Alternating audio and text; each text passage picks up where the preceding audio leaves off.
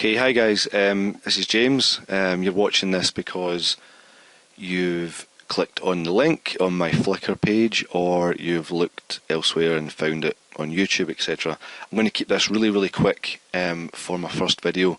I'm really sorry about the audio. The microphone setup is pretty rubbish. I do apologise. I'm going to keep it short and sweet, and I promise you that any future videos will be far more professional, and I'll fix the sound as well. So this picture here is a picture I wanted to edit for a while with you watching, because I've been asked how I turned it into this. Sorry, they're sideways right now. How I turned it from this to this, there to there. Now, really quickly, I'm in Photoshop Adobe Bridge CS4. Which is pretty much the same principle as CS3 and CS2. They're all the same, and the reason I'm doing that is because I edited this completely in Camera Raw. If you don't know what Camera Raw is, then it's basically the editing tool from Photoshop that allows you to edit your RAW files from your camera when you've taken your photograph. But you can also open JPEGs in that as well, which is amazing. You've been able to do that for a while now, but no one really seems to understand how you get it into Camera Raw from a JPEG, or how you basically do any of the controls or anything like that. Click on your picture once you've navigated through Bridge, and this is the picture I'm using here of the band Johnny and the Gyros. And you go to File and simply open in Camera Raw. Now hopefully this won't take too long. What this will do is open your photo in the editing suite of Raw in very brief detail, just to show you how I botched this together in a few minutes before when I originally edited it. Here we have the rotate tools because we have our picture on its side. Click here or click the L key and you can scroll through left and right. Over here we have all the controls that you're mainly going to use to affect this picture. What I would do to begin with is to get a general colour of white balance. Now, I hope you understand what white balance is. I'm not going to go into that in too much detail right now. If you want to do some special effects with it like we're going to do, you've got these lovely controls here to play with. Now, if you keep it as shot, that's fine. It's a bit cold, as it was a cold kind of day that day. But auto brings it closer to where we want to be. Now, for this, I want it to be quite warm.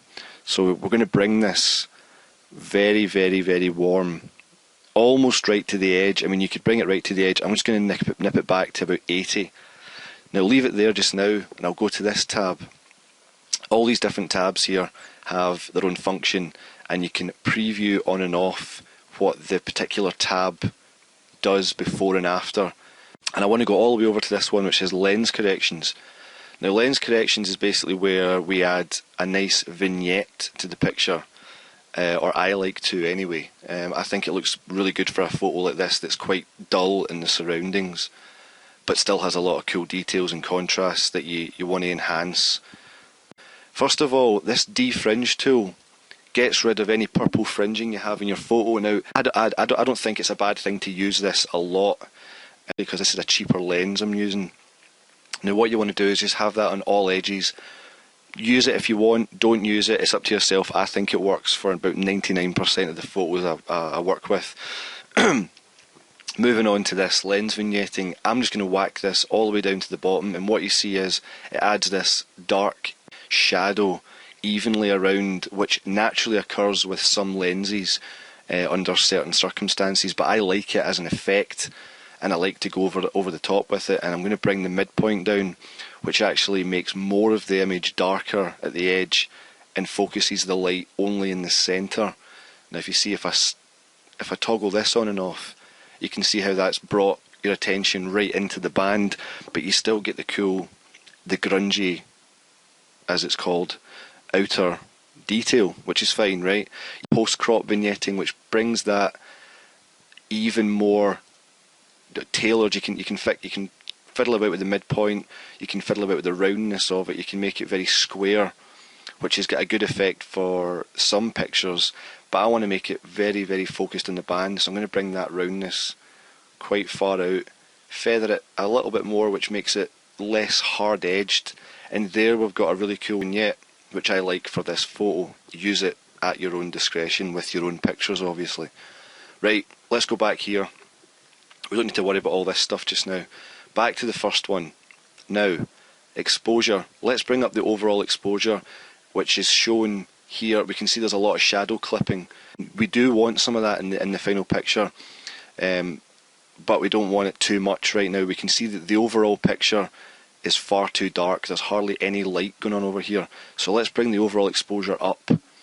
And that's moving everything at the same time now. Now we've got clipping in the highlights. So what we want to do is just drag this back until we've more or less got an average amount of clipping either side, but not too much. You do want to keep the darks in there, but not too much of the light, because that just makes horrible white blown out images, and we don't want that. So basically now we've gone from exposure. We'll go down one. Recovery recovers any blown out highlights that I spoke of. For anyone that doesn't know, this is what it does. It just basically brings down the highlights without affecting the dark areas too much. Now what we can do is we'll just bring in recovery a tiny little bit, and that means we've got no more clipping in the high end. Fill light. Let's bring a little bit of fill light in, which only affects the dark areas, which is the exact opposite of recovery. And it hopefully should leave the high end untouched. And as you see, as I slide the fill light out, we get less clipping in the dark. Bring it up to about the same amount as the recovery. Now it's quite a flat image, which is fine because we've still got more to do. We want to contrast it up even more. So what you want to do is grab the contrast, which is just as it seems, brightness and contrast, do the same thing as they do in Photoshop. Drag contrast all the way up, and for this image I'm actually going to bring it right to the end. Now that's you got a very contrasty but very colourful image. I'm going to sort that in a minute. So contrast is right to the top, that's cool. I like the way that's looking in terms of the light and dark. We've got some black clipping, which is okay, and very minimal white clipping, which is perfect. Now, this is where the fun begins for the colouring. This vibrance tool, which is now in CS4 itself, is amazing, and it's always been in the raw dialogue, and it's been in Adobe Lightroom as well. Drag the vibrance down, and what will happen is anything that's too vibrant in colour, the bright reds, the bright yellows, etc., that all comes down but leaves the overall balance of saturation. So the two of them work together, but the vibrance is just a little magic tool that just gives you that little bit less of the kind of the yellow blowout in the image that makes it look like, you know, there's a yellow gel on a light source over here or something. So let's bring that vibrance back quite far. Let's bring it right down to about the letter E here, just when it kind of sits about there. That's -64. Let's bring saturation up slightly, just to bring back some colour in the faces. As you can see, compared to the original, there's your original picture, which is dull, dark and cold, and that's me edited it. It looks almost studio-like now, like you've actually had an extra light source, like a flash, or you've had much more control over the light, and that's kind of what you want to do with that kind of picture to make it stand out and look a little bit less dull, especially if you're just taking your own band photos and you've taken a very simple picture. Just get a nice plain wall, get yourself standing against the wall, take the picture, and you can make it look a lot better with simply in camera raw. Now if I wasn't speaking there, I would have done all that, like I say, in about 2 or 3 minutes, just very, very quickly. I'll go into all these other tabs in future videos, but the more you play with these kind of tools here, the more efficient you'll get, and the quicker and the more direct you'll know how to approach every individual picture you do. Sometimes you might not need to touch any of the vibrance or the saturation, but it's knowing how to work with them all in conjunction with each other.